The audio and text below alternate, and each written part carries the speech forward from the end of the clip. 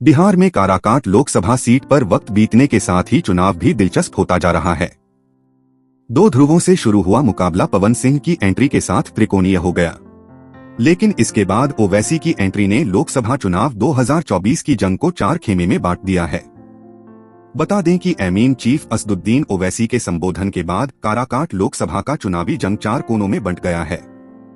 ओवैसी की पार्टी की उम्मीदवार प्रियंका चौधरी के पक्ष में अति पिछड़ा और मुस्लिम समुदाय के जुटान के बाद सीपीआईएमएल के उम्मीदवार राजाराम कुशवाहा की मुश्किलें बढ़ा दी है।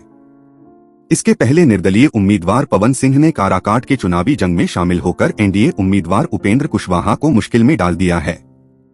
काराकाट लोकसभा सीट पर चुनावी समीकरण समय के साथ साथ रंग बदलते जा रहा है।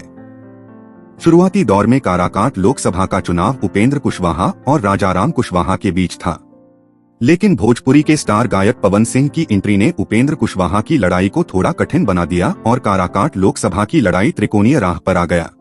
अब ओवैसी ने काराकाट में एमीन की उम्मीदवार प्रियंका भारती को उतारकर खेल को दिलचस्प बना दिया है। खबरों में आगे बढ़े मगर उससे पहले आप सभी से गुजारिश है कि अगर आप हमारे चैनल पर नए हैं तो अभी सब्सक्राइब कर लें।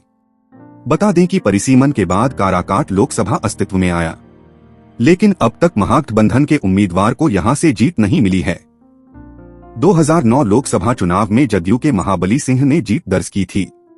इसके बाद 2014 लोकसभा चुनाव में रालोसपा के उपेंद्र कुशवाहा ने राजद की कांति सिंह को 1,05,241 मतों से हराया था। इस चुनाव में जदयू के महाबली सिंह तीसरे नंबर पर थे और उन्हें लगभग 75,000 वोट मिले थे। लेकिन 2019 लोकसभा के चुनाव में जदयू के महाबली सिंह एनडीए के उम्मीदवार थे और इन्होंने रालोसपा के उम्मीदवार उपेंद्र कुशवाहा को 84,542 मतों से हराया था। तब महाबली सिंह को 3,98,408 वोट मिले थे और उपेंद्र कुशवाहा को 3,13,860 वोट। काराकाट में इस बार 18,72,000 से अधिक मतदाता अपने मतों का प्रयोग करेंगे। काराकाट यादव तथा कुशवाहा बहुल क्षेत्र है, वही सवर्ण एवं मुस्लिम वोटर की यहां अच्छी खासी संख्या है। अति पिछड़ा में मल्लाह की वोट काफी है। दलित महादलित वोटर भी यहां निर्णायक भूमिका में होते हैं।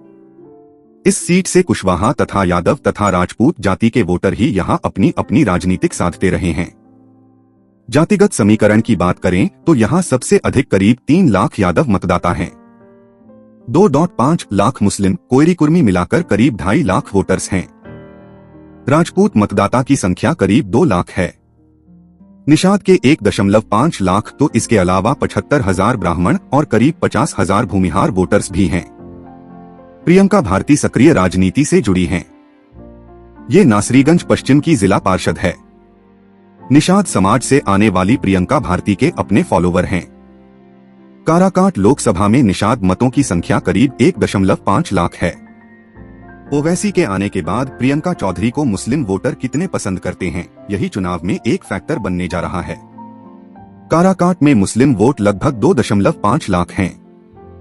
काराकाट लोकसभा के चुनावी जंग में पवन सिंह की एंट्री एनडीए के आधार वोट में बिखराव के संकेत लेकर आया।